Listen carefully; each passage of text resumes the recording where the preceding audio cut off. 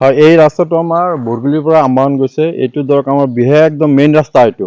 এই বজাৰ এখন আছে, বজাৰৰ মানুহ এইপিনে যায়, চব অহা যোৱা কৰে। এই ৰাস্তাটো আজি ধৰক 4-5 বছৰ ধৰি আমাৰ এনেকুৱা হৈ আছে, পানী জমি থাকে, গাঁত দুটা আছে। গাঁত বুলি কি ক'ব, এতিয়া মুৰুণ সিদিনাখন মানুহ এজন ইয়াত পৰিছে। এই ৰাস্তাটোৰ কাৰণে আমি বহুত আপোনালোকৰ মিডিয়াৰ যোগেদি বা আমাৰ যিটো বিধায়কো কৈছো যে ৰাস্তাটো আপোনালোকে মেৰামতি কৰি দিয়ক। আপোনালোকে যিটো আমাৰ প্ৰশাসন আছে সিহঁতক কওক, কিন্তু কোনো ডিপাৰ্টমেণ্টৰ মানুহ আজিলৈকে এই ৰাস্তাটোৰ প্ৰতি খেয়াল নাই, কোনো বিধায়কৰো নাই।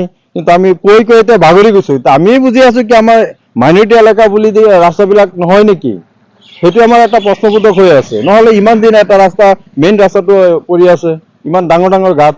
এই ৰাস্তাটো দুৰৱস্থাই 2026 নিৰ্বাচনত নুৰুল হুদা ডাঙৰীয়াক বিপদত পেলাব নেকি? পেলাব, নিশ্চয় পেলাব, নিশ্চয় পেলাব। কিয় ধৰক ৰাইজে কি বিচাৰে? আমাৰ দুখীয়া মানুহে ভোট দিয়ে চাকৰিৰ কাৰণে নিদিয়ে। চাকৰিৰ কাৰণে দিয়ে নেকি? চাকৰিৰ কাৰণে যোনে খেলি থাকে সিহঁতেহে দিয়ে। দুখীয়া মানুহ যিটো আমাৰ কি বিচাৰে? ৰাইজৰ উন্নয়ন বিচাৰে।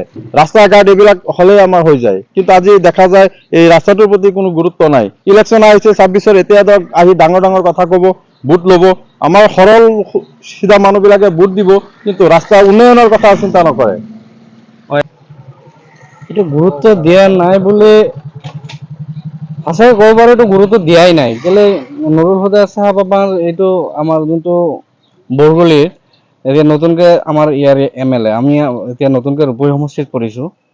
ৰূপহী সমষ্টিত পৰাৰ পিছতো চাগে 2 বছৰ গুচি গ'ল। 2 বছৰৰ ভিতৰত মোক লাগে আজিলৈকে নুৰুল হুদা চাহাবে এইটো ৰাস্তা আহি চোৱাই নাই।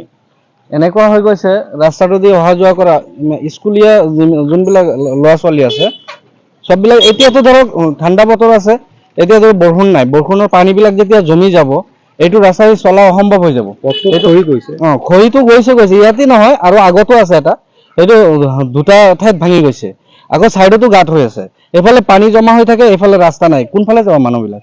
এইটো আজিলৈকে বিধায়ক মহোদয়ে এতিয়ালৈকে চোৱাই নাই। 2026 এইটো ৰাস্তাৰ গুৰুত্বটোতো বিধায়কৰে দায়িত্ব আছে নহয়। এইটো যিহেতু ৰূপহী সমষ্টিত পৰিছে, তেখেতে যদি নাচায় এইটো ৰাস্তা আহি কোনে চাব? এই সাধাৰণ কথা একেবাৰে।